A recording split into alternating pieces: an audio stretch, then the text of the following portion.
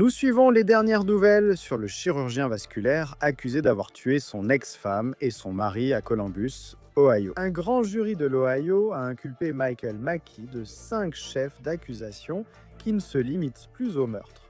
Que révèlent les nouvelles accusations? Les questions sur l'incident chez Monique et Spencer TP le 30 décembre restent sans réponse. Nous suivons l'affaire avec Law and Crime.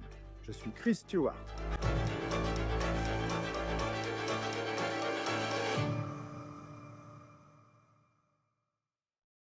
Michael Mackey ne fait plus seulement face à 2 chefs d'accusation de meurtre aggravé.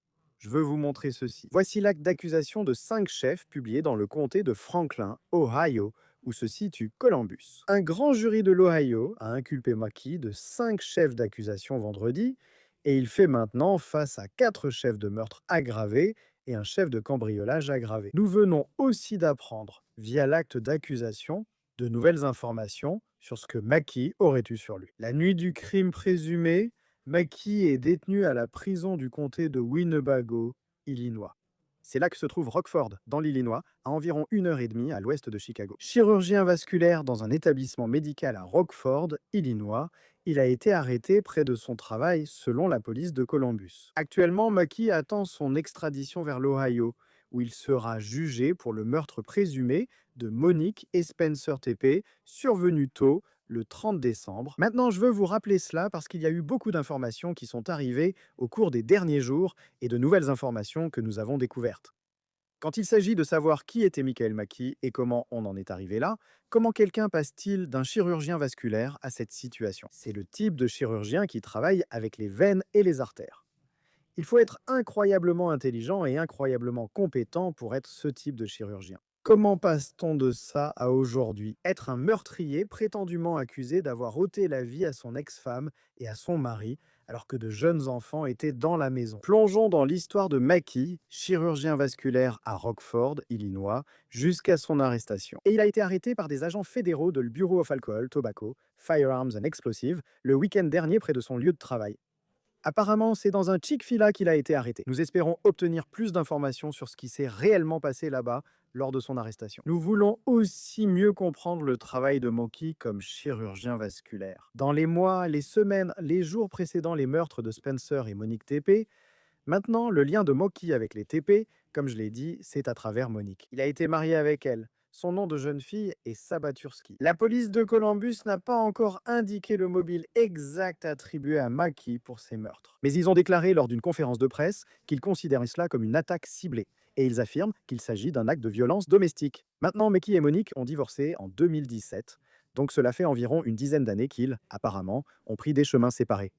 Ils n'ont été mariés que pendant 2 ans. Le divorce paraissait à l'amiable selon les documents du tribunal, mais en réalité, l'histoire est bien plus complexe. Les deux se sont mariés en 2015 et ils ont déménagé en Virginie, où Mackey poursuit sa formation pour devenir chirurgien vasculaire. Avec une résidence à Roanoke, le couple a même acheté une maison. Ils avaient une maison à Roanoke pendant sa résidence. Le mariage, cependant, aussi prometteuse que soit la carrière médicale de Mackey, semblait vouée à l'échec et il s'est effondré rapidement. Le 2 mai 2017, Monique TP Sabaterski demande le divorce dans le comté de Franklin, Ohio. La plainte précise qu'elle vivait dans l'Ohio depuis plus de 6 mois lors du dépôt de la demande. Mackey, lui, résidait toujours en Virginie pour sa chirurgie. Et la plainte poursuit en disant que le couple n'avait pas d'enfant. Elle n'était pas enceinte au moment où elle a déposé la demande de divorce, et la raison pour laquelle elle déposait cette demande. Citation. La plaignante déclare que les parties sont incompatibles. Maintenant, il y a beaucoup de rumeurs qui circulent sur la nature de ce mariage. Plus tôt cette semaine, Law and Crime a parlé avec Rob Misla, qui est le beau-frère de Spencer TP. Il a évoqué des violences verbales que Monique aurait infligées à son ex-mari, Mackey, durant leur mariage. Aujourd'hui, nous avons eu des précisions sur le divorce que je souhaite aborder, car en consultant le dossier au début, nous avions déjà remarqué cela. Une mention de juin dernier indiquait une audience prévue en septembre 2025. Cela a eu lieu en 2017 et États-Unis d'Amérique Today indique que l'affaire a été rouverte suite à une erreur administrative. Voici un peu de contexte. Maintenant, quand on regarde la vie de Monique, elle passe à autre chose. Elle épouse ce dentiste, Spencer TP. Ils se marient en 2020, ils ont 2 enfants, qui ont maintenant 1 et 4 ans. Mackey, bien qu'il poursuive sa formation pour devenir chirurgien, quitte la Virginie en 2020 après avoir terminé sa résidence. Il fait une spécialisation, selon les rapports, dans le Maryland. Il part finalement à Las Vegas, où tout devient flou, car, travaillant pour le groupe chirurgical, il semble avoir eu des problèmes professionnels. Quelques mois avant les meurtres de Spencer et Monique Tape, une plainte est déposée en 2024 contre un assistant médical du cabinet de chirurgie où travaillait McKee pour une mauvaise pose de cathéter en 2023. Selon la plainte, le cathéter se serait cassé, laissant 86 pouces dans le corps du patient. Maki a été cité non pour avoir réalisé la procédure, mais parce que le plaignant affirme qu'il devait former l'assistant médical à la bonne insertion du cathéter. Ils disent donc qu'il ne l'a pas fait. Ce n'est pas la plainte qui pose problème à Maki, mais sa réponse et ce que cela révèle sur ce qu'il disait peut-être à son employeur. L'entreprise qui tente de lui remettre la plainte. Une plainte modifiée indique qu'ils ont essayé 9 fois de trouver Michael Maki l'année dernière, à partir de septembre, environ 3 mois avant ses meurtres, et ils n'ont pas réussi. Ils ont visité son adresse plusieurs fois. La télévision s'est allumée puis éteinte, mais personne n'a ouvert. La situation a empiré quand cette entreprise s'est rendue chez l'employeur de Michael Maki, le cabinet de chirurgie à Las Vegas. Un médecin là-bas affirme qu'ils ignorent où il est, disant qu'il a disparu. De plus, il précise que la licence chirurgicale de Maki au Nevada a expiré à l'été dernier. En ce moment, il a une licence de chirurgien active dans l'Illinois, où il vivait, mais il y en avait aussi une qui était active en Californie. Jusqu'à présent, en regardant le chemin que Monique suivait et celui que Maki suivait, et autant qu'il y paraît, ils ont pris des chemins séparés. Eh bien, ça en avait l'air, mais bien sûr, tout change le 30 décembre. Cet individu, Spencer, travaille avec moi et il ne s'est pas présenté au travail ce matin et nous n'arrivons pas à le joindre, ni lui ni sa famille. Il ne s'est pas présenté au travail. C'est bien ça? D'accord, c'est qu'il a des problèmes de santé. Non, il a toujours été fiable, impossible de le joindre, ni sa femme, sa famille ou quiconque dans la maison.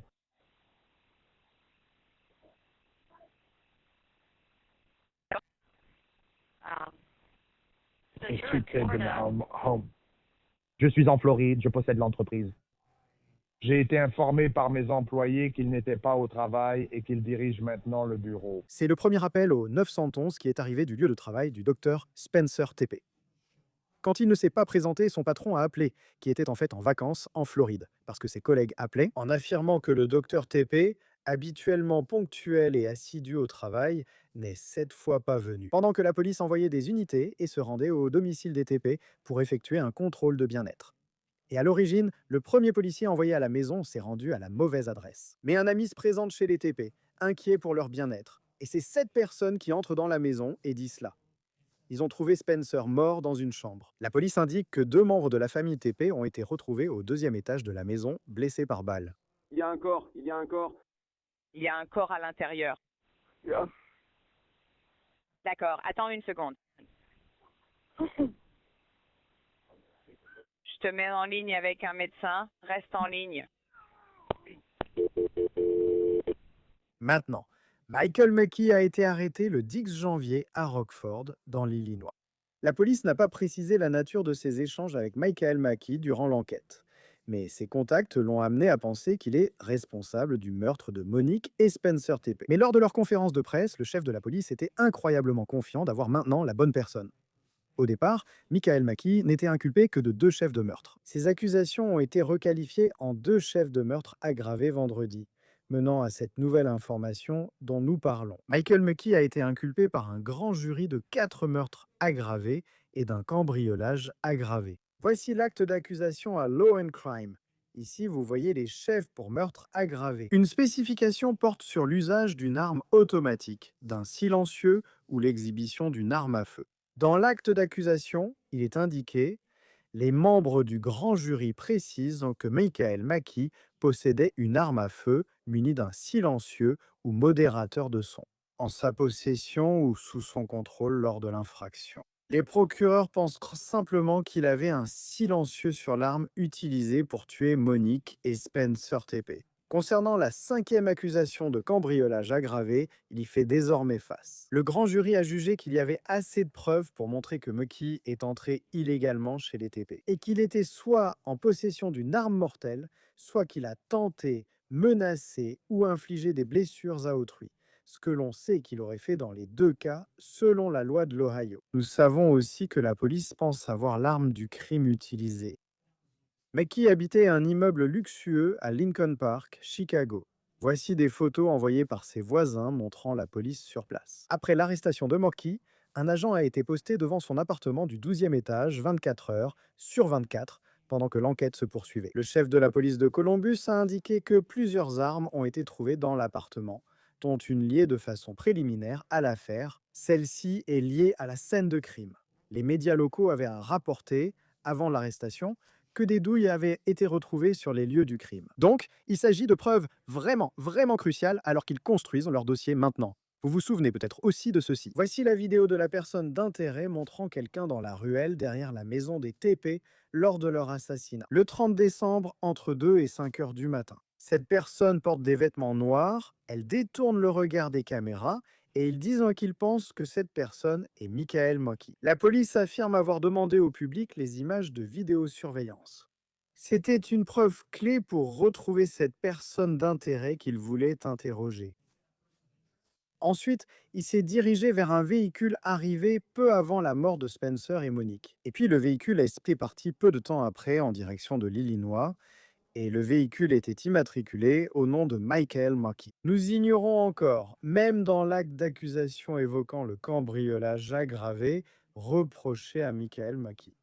Comment a-t-il pu entrer dans la maison de Spencer et Monique Tepp? C'est encore une question majeure qui reste sans réponse à ce stade. La police a confirmé l'absence d'effraction. Mackey est détenu à la prison du comté de Rockford en attendant son extradition. Il a comparu pour la première fois devant le tribunal la semaine dernière. L'audience a été très brève et il a renoncé à son droit à une audience d'extradition. La police de Columbus doit désormais agir et organise le retour de Mackey dans l'Ohio. S'il n'est pas revenu d'ici une semaine, à partir de vendredi, des mesures seront prises. Le 23 janvier, une audience de suivi est prévue dans son affaire. Rejoignez-nous pour en discuter. Merci Rich Schonstein, avocat plaidant, d'être avec nous sur Law and Crime. Que faire? Nous cherchons encore à obtenir l'acte d'accusation. Selon les dossiers du tribunal en ligne, que pensez-vous de ces 5 chefs d'accusation? C'est un acte d'accusation pour meurtre aggravé, la charge la plus grave, avec en fait 6 possibilités différentes. Selon la loi de l'Ohio, le meurtre aggravé est la charge la plus grave. Elle entraîne les peines les plus lourdes et, en fait, comporte la possibilité de la peine de mort. Je ne vois actuellement aucun signe qu'ils cherchent à l'appliquer. C'est généralement fondé sur la préméditation, ce qui, selon ce que l'on entend sur cette inculpation, semble être l'avis des autorités ici. Il y a aussi la partie sur l'usage d'armes à feu automatique, de silencieux, ou l'exhibition ou le brandissement d'une arme à feu. Est-ce que cela signifie qu'il aurait utilisé un silencieux lors de ces meurtres présumés? Je voudrais voir l'acte d'accusation. Je sais que vous avez dit le chercher. Cela pourrait peut-être l'indiquer, mais cela suggère potentiellement qu'un silencieux a été utilisé, et ce serait un facteur énorme dans cette affaire. Oui, il reste de nombreux détails inconnus sur lesquels nous travaillons. Lors de cette interview, nous tentons d'obtenir l'acte d'accusation. Il était initialement accusé de 2 chefs de meurtre, puis cela a été requalifié en 2 chefs de meurtre aggravés. Il est accusé d'avoir tué Spencer et Monique Tepe, mais fait maintenant face à 4 chefs de meurtre aggravés. Pourquoi cela? Je ne suis pas sûr. Selon certaines théories, on attendrait une accusation par victime. Avec 2 victimes, il y avait donc 2 chefs d'accusation. La première fois, mais peut-être que si l'une est sous une spécification d'arme à feu et l'autre sous une autre théorie, il pourrait y avoir plusieurs chefs d'accusation pour la même victime. Je l'ai déjà vu présenté comme ça parfois. Et il a été inculpé par un grand jury dans le comté de Franklin, dans l'Ohio, là où se trouve Columbus. Je sais qu'il y a cette phrase un peu cliché que les gens disent, du genre inculper un sandwich au jambon. Que font les procureurs pour aboutir à cette inculpation et quelles conséquences pour l'affaire? Ce n'est pas si facile d'obtenir une inculpation, tu sais. La raison pour laquelle ils en parlent de cette façon, c'est parce que vous n'entendez que l'accusation devant le grand jury. La défense n'est pas entendue, il n'y a pas de contre-interrogatoire des témoins, c'est donc facile. Par rapport au fait de prouver la culpabilité de quelqu'un au-delà de tout doute raisonnable lors d'un procès, il est relativement facile d'obtenir une mise en accusation. Donc, le procureur serait allé devant ce grand jury avec toutes les preuves qu'il a et s'il a des preuves de cela. Cet individu a voyagé de l'Illinois à Columbus. Il est arrivé à la maison au milieu de la nuit, avait une arme à feu et ou un silencieux, puis il est reparti. Et évidemment, il y a la preuve que 2 personnes ont été tuées par balle. C'est sans doute suffisant pour une mise en accusation. Si vous pouviez aussi présenter des documents, nous ignorons quelles preuves possèdent les autorités. Ils ont peut-être révélé l'historique de recherche Internet de cette personne, ou ses messages, ou ses appels téléphoniques, ou tout ce qui se passait d'autre dans sa vie. Ils auraient pu ajouter ces éléments au dossier, mais ce qui est déjà présent suffit pour une mise en accusation ici. Et je sais que nous en sommes encore au tout début, je veux dire. Il est encore dans l'Illinois en ce moment. Pendant que nous parlons, il n'est même pas encore revenu dans l'Ohio. Nous ignorons combien de temps avant un procès dans ce type d'affaires, mais il a été inculpé de 5 chefs d'accusation. Est-ce que ça veut dire, tu sais, qui sait ce que l'historique de son téléphone va révéler? Qui sait quoi d'autre? Tu sais quelles autres preuves pourraient apparaître? Comment les procureurs ajoutent-ils d'autres chefs d'accusation et comment cela fonctionne-t-il? S'il y a plus de preuves, ajoutons des chefs d'accusation et passe-t-on devant un grand jury pour étoffer le dossier. Tu peux continuer devant le grand jury si tu veux en ajouter. En général, pour obtenir des chefs d'accusation en plus, tu retournerais devant le grand jury, demander un acte d'accusation supplétif si tu avais d'autres éléments. S'il faut juste plus de preuves, il a déjà été inculpé pour meurtre aggravé. S'ils ont juste plus de preuves pour montrer ce niveau, pas besoin d'un nouvel acte d'accusation, juste plus d'éléments. Et pour la police de Columbus, les autorités de Columbus, ils travaillent toujours à le ramener dans l'Ohio depuis l'Illinois. Quel est l'impact d'une mise en accusation par un grand jury? Je suppose que cela en fait partie, et peut-être l'urgence de le ramener dans l'Ohio pour qu'il fasse face à ces accusations. Eh bien, cela devrait faciliter les choses. Et d'ailleurs, Chris, je crois qu'on en a déjà parlé. J'ai grandi à Columbus, donc c'est vraiment ma ville natale. J'y ai passé quelques années. Et le fait que vous l'ayez inculpé facilite un peu le processus d'extradition. Il pourrait même renoncer à l'extradition. Je ne sais pas s'il a déjà un avocat, il pourrait même y renoncer et venir à Columbus volontairement, car lutter contre cela ne sera ni une valeur ni une proposition gagnante. Personne n'évite l'extradition pour une accusation de meurtre aux États-Unis d'Amérique, donc tôt ou tard, il sera à Columbus pour répondre à ces accusations.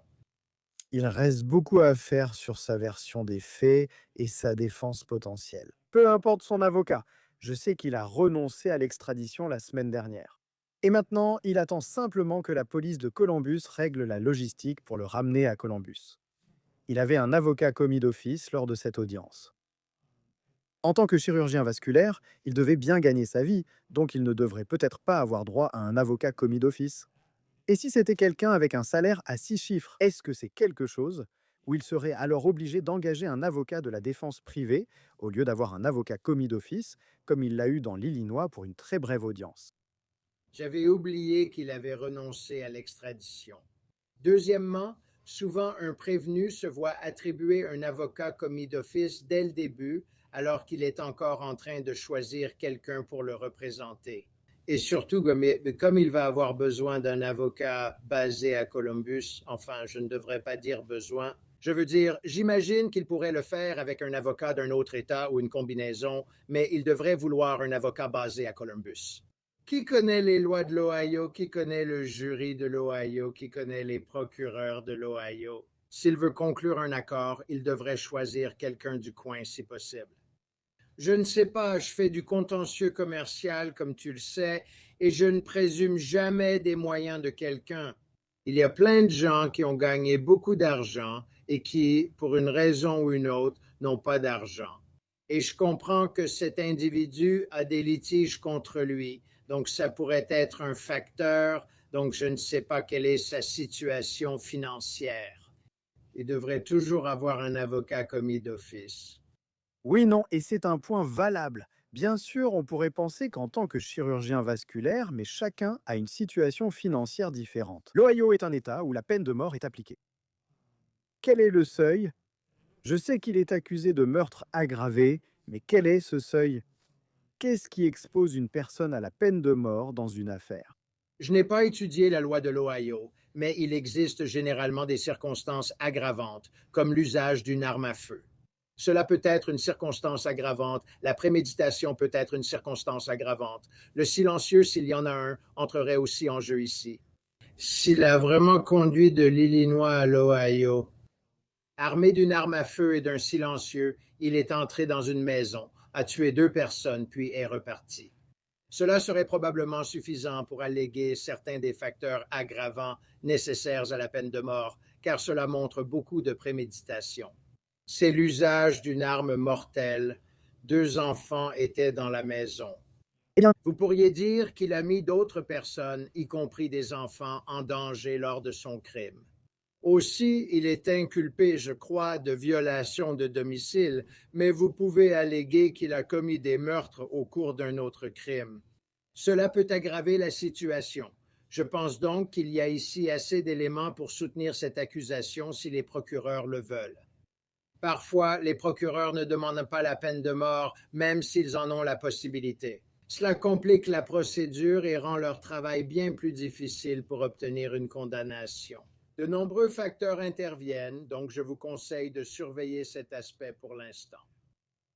Pour celui qui sera son avocat de la défense, peut-être un avocat commis d'office, peut-être qu'il pourra obtenir, vous savez, un avocat de la défense très cher, très expérimenté, très médiatisé. Qui sait comment cela se passera? Cette personne le rencontre dès son retour dans l'Ohio. Par exemple, que se passe-t-il lorsque vous tentez d'anticiper la défense? Ce qui arrive souvent dans ce type d'affaires où l'accusation détient des preuves accablantes. Eh bien, je suppose que tout d'abord, dans ce genre d'affaires, vous voulez d'abord évaluer la compétence de votre client. Vous voulez vous assurer qu'il n'y a pas de problème immédiat concernant la capacité mentale ou quoi que ce soit de ce genre qui pourrait entrer en jeu. Comme vu avec l'affaire Nick Reiner en Californie, il est important de bien comprendre cela. Et ensuite, vous devez essayer de déterminer quelle est la défense. Vous savez, est-ce qu'il y a une défense du type « je ne suis pas la personne qui l'a fait » ou y a-t-il une défense du type « je l'ai fait » ? Mais il y a une autre circonstance qui doit être prise en compte, par exemple la folie, la légitime défense ou un autre facteur atténuant. Dans une affaire potentiellement capitale comme celle-ci, on surveille de près les peines encourues. Votre priorité absolue dans une affaire grave est de maintenir votre client en vie. Vous pourriez concentrer davantage votre attention là-dessus que sur le fond de l'affaire.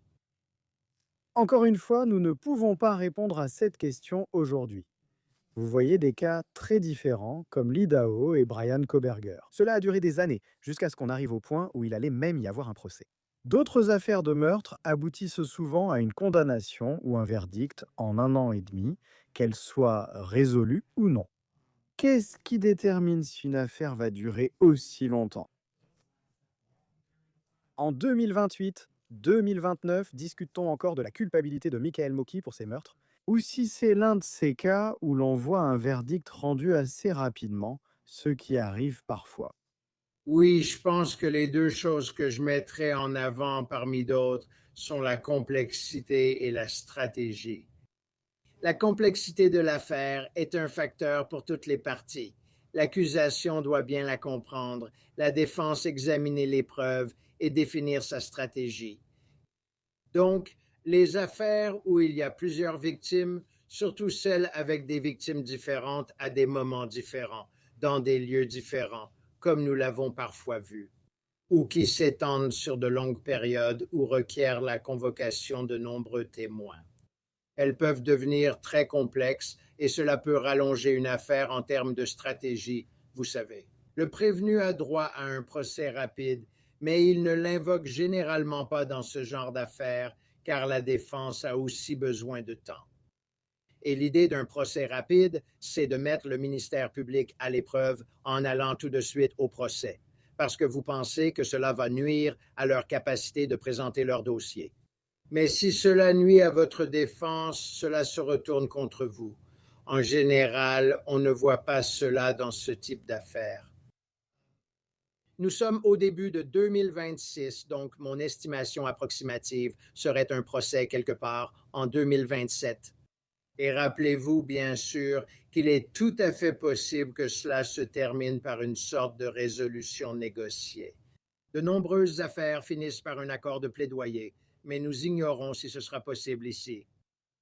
Nous verrons la suite. Il est encore dans l'Illinois lors de cet enregistrement, mais a été inculpé par un grand jury de l'Ohio. Rich Kunstein, avocat plaidant, merci d'être avec nous sur Law and Crime. Natif de l'Ohio, c'est toujours un plaisir de vous recevoir. Oui, ravi de vous voir et j'adresse toutes mes pensées à la famille ici ainsi qu'à toute la communauté. Vraiment, vraiment difficile. Meurtre brutal, c'est tout pour cette affaire sur Law and Crime. Abonnez-vous à notre YouTube, Spotify et retrouvez On the Case sur Peacock. Je suis Chris Stewart. À la prochaine.